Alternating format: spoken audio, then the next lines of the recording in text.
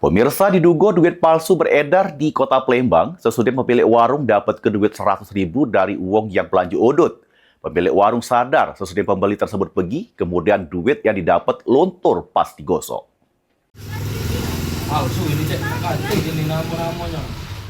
Warga 13 Ulu seberang Ulu 2 Palembang resah dengan adanya dugaan duit palsu yang didapat pemilik warung. Duit pecahan 100.000 tersebut didapat sesudah 2 lanang yang beli udut di warung. Menurut Jumar, pemilik warung, sadar duit tersebut palsu pas pembeli pergi, kemudian duit yang didapat lontor pas digosok.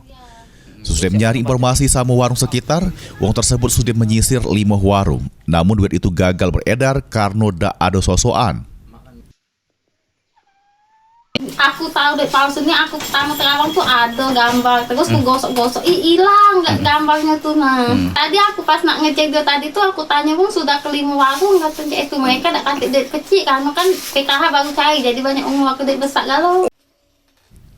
Mulyadi, PAL TV.